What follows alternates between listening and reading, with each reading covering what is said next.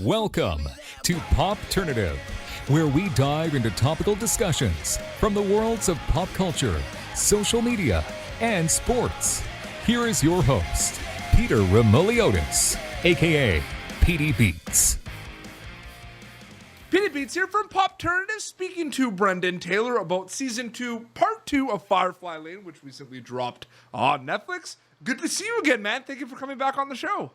Yeah, man, good to see you. Thanks for having me. It's one of those things, too, where, you know, this drops and everything, and Part 1 was one of those things where everyone was kind of talking about. Part 2 kind of drops, and, you know, we're not going to go... I mean, I guess we can go... It's been out for a while, so we're obviously going to spoilers and everything, but a lot of Kleenex boxes, man. This one really hit hard and everything. What was it like kind of reading the scripts for Part 2 specifically, even before shooting? Yeah, I mean, the scripts, first of all, they would come out as they came out. Like, we didn't get the whole block of the scripts, so we didn't know exactly what was going to happen.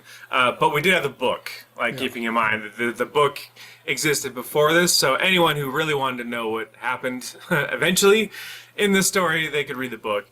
But obviously the show takes some more creative liberties, adding different characters and stuff like that. So if anything, it was kind of enticing to see how, knowing how the book ended, like, how are we going to get there with all these characters that we've introduced and things like that, and, like, you know, obviously how it pertains to me and or Mutt rather, who you know, where he goes in this. And you know, I was really stoked to see that, because Mutt in the first season just lives in the 80s, and then we get to see him in the 90s and the 2000s in this, which was exciting to see, like, where does he go? Like, what is he doing at that point in his life in this world? Because he still exists, and it was just like fun to discover that, because we do not get that in the book, which is cool. So. And maybe it depends on the project, because you've worked on other things as well that have kind of original source material, and then you kind of are going to filming. What was your relationship specifically like with the book, with the original source material for Firefly Lane?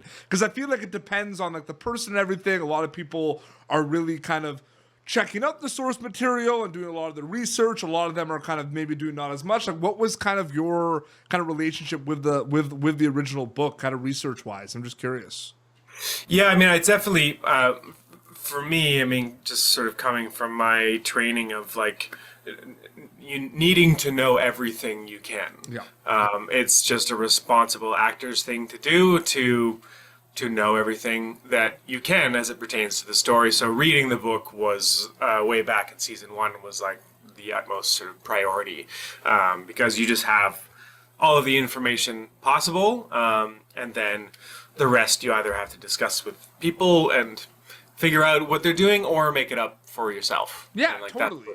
It's always going to be a different mindset naturally with season 1 versus season 2, because yeah, you know, there's the books and everything, and these characters kind of existed, like, from the novels and everything. But, like, Mutt, right? Season 1, like, you've never played this character before. So there's going to be kind of those, like, questions and kind of, like, how are we going to do this? Season 2, you have a season where you played this character before. Do you feel like you were, like, getting kind of used to this character a lot more? Or do you feel like you were still kind of learning about this character a lot? I felt pretty secure about how Mutt was, and the kind of cool thing with season 2 is that, like, you know, COVID just delayed everything for the show. Like, it delayed the release, delayed us shooting the next season, and so when it comes to the show coming back, and a lot of shows will jump right onto season 2 and they have all the same crew and all the same people, and there was enough time that there were some changes in the guard of, like, sort of who's running it and the different departments, where really it was like, you know, some of the cast and the costumes department was pretty much the same, but, you know, other departments and department heads changed. So, you know, we were like, at least I was a consistent part of the show, and yes. I just felt kind of an authority to know, especially how Mutt is. He's just like, he's very secure. It's the comedy too, right? A little bit, yeah. Right? But he's kind of one of the most sort of confident people in the show characters. You know, like, you just kind of know what you're getting with Mutt and, like, the way he is, and I just sort of played that up to the point where I felt or at least I experimented with sort of the liberties of just offering more stuff, because I do have a comedy sort of angle with the character, that if the camera's still rolling, I'm going to offer you stuff. Yeah, and 100%. And like, you can use it or not, but like, I'm just going to do it. And yeah. Is there, I don't know if pressure is the right word for this, but is there kind of discussions in your mind a little bit about maybe the overwhelming task of like being a character that provides kind of the comedy and like the laughter sometimes on a show that, like, for a lot of the times, like, it has kind of light moments, but there's a lot of heavy, serious drama overall in Firefly Lane. You know what I mean by that? I find that interesting. Yeah, I mean, the thing is, it's not like, knee slapping comedy. No. It's like situational, so Yes. it's more that funny, like, and nowadays, genres are just kind of blended anyways, so you can have these sort of heavy moments, and then, like, Firefly Lane has obviously very heavy moments, but it has some light sort of funny things that have to do with the situation. So yeah, I just felt like, if you play it, and I would play it as sort of dry as possible, like, then it's funny. Like, there's one moment in season 2, just off the top of my head, where Johnny's looking for his compass that he was given by Bud, kind of half spoiling. It's not a huge detail, but and he is like, and Johnny's like, "Oh no, I forgot my compass," and Mara's like, "What do you mean your compass? It was at the wedding or something?" And then I'm like, "Oh, I have mine." Like, without skipping a beat, Mutt is like, "Oh, don't worry, I have my compass." It's like, Mara's like, "Why do you have a compass?" Like, I'm just like, "Yeah, I always have a compass. What are you talking about?" The situational comedy. Yeah, and I feel like a lot of with Mutt, it just kind of, like, that's so interesting you say that, because I was kind of figuring out, like, the term for that, right? Like, it slipped my mind, the situational comedy term, because it's just kind of like, you're not, like, the character's not trying to be slapstick funny, you know what I mean? No. It just kind of happens. Yeah. So Yeah. thank you for educating situational comedy. Yeah.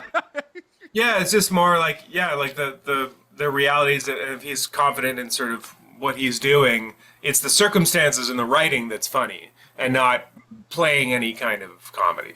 Yeah. So yeah, and that's what makes it easier, because like, you're just interacting, or at least rather, Mutt is just interacting with people the way that he does, but it's under sort of his circumstances, and objectively, that's what's funny. Is like, the two kind of timelines, I think, from what, because, part of the gig with Popternative, you have to see what's out there, you have to see the reception, what the fans are saying, and I think people love the two timelines, the, young Kate and Tully, and then the current present. Like, they love that. That's like the best part about that. The show did a very good job, in my opinion, of giving us a lot of both. I feel like there was a kind of balance of both of them, and I think we got a lot of it. And the screen time, I think, was really equal in a lot of ways. And when there was screen time, we kind of learned about these characters, Brendan. I truly believe that. You know what I mean?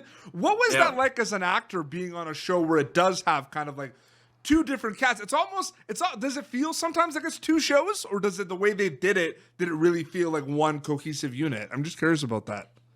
I mean, I always felt that it felt good. I mean, unfortunately, we don't see Mutt in the 70s timeline. Yeah, exactly.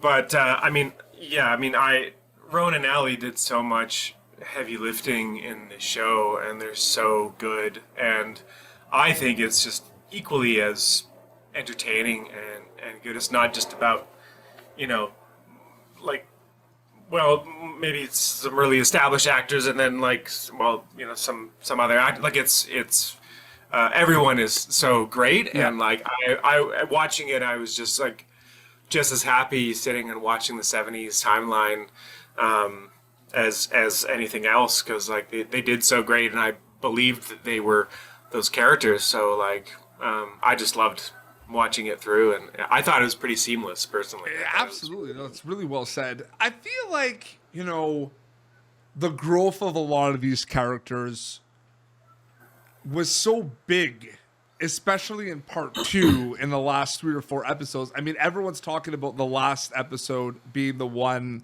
that was, like, really, really sad, and everyone's talking about it. I think the second to last one, the one before that, in my opinion, because I guess the build up and everything, that was like a real tough one to watch, because I feel like that was the one where so many characters kind of grew after one scene in that episode. You know what I mean? And everything. So my question to you about that is, are you noticing as an actor, you don't really have to refer only to Firefly Lane, but the writing and creating of these characters is so amazing these days that you really have, like, instead of, oh, this character grew over the season, it's like, oh, this character grew over this episode in this little scene.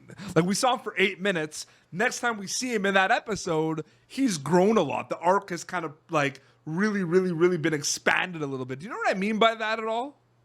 Yeah. I mean, it's just a testament to, like, really good writing. To be able to develop that. One of my sort of pet peeves on shows and movies and entertainment is when characters are not developed. Yes.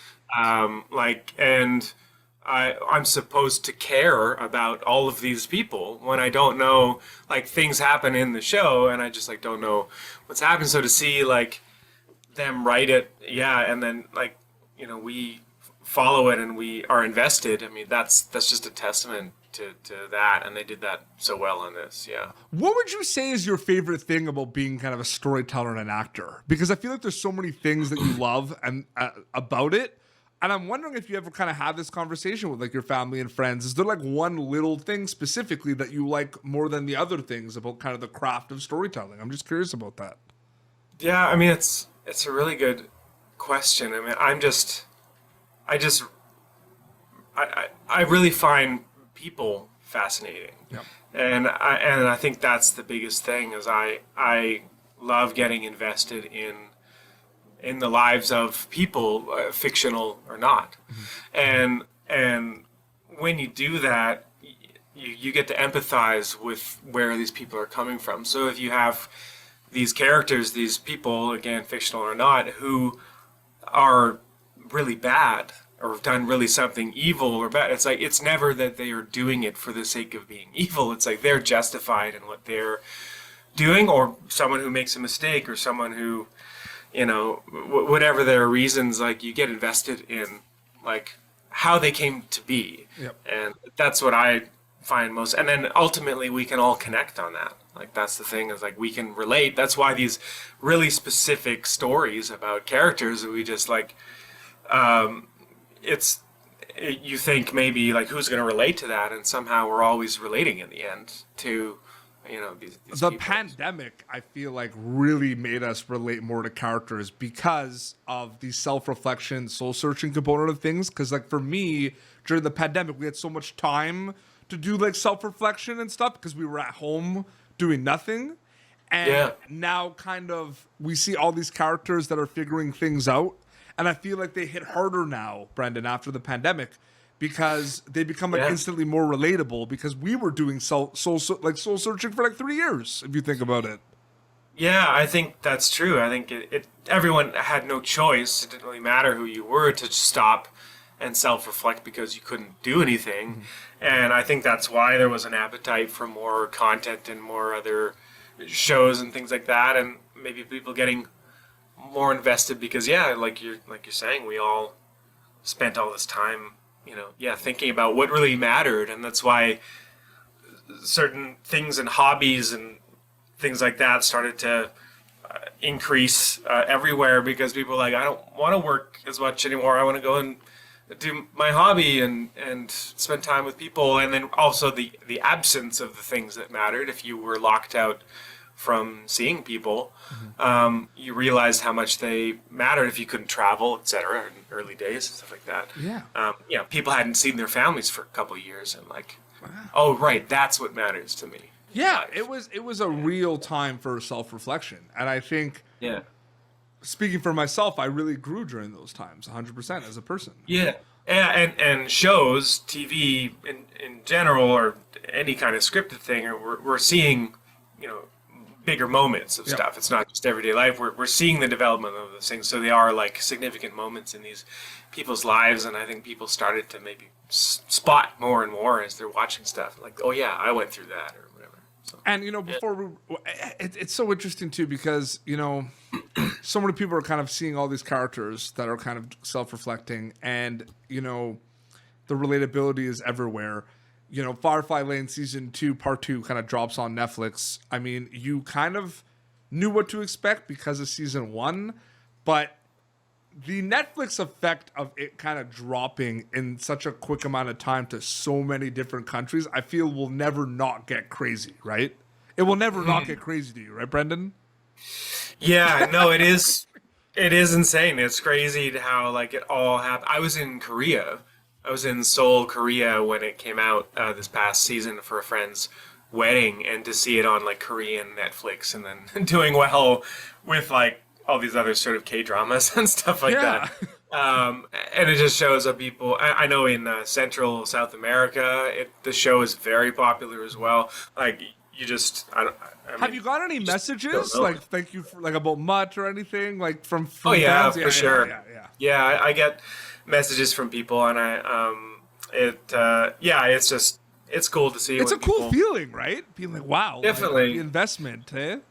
Yeah, and it just goes to show that even though it's in English, I mean, I'm sure it's either whether it's dubbed, it was dubbed, and that was one of the things that delayed the first season too, is trying to figure out how to dub this show remotely during the pandemic. Yeah. So because it needed to happen for 50 some countries or languages and stuff like that.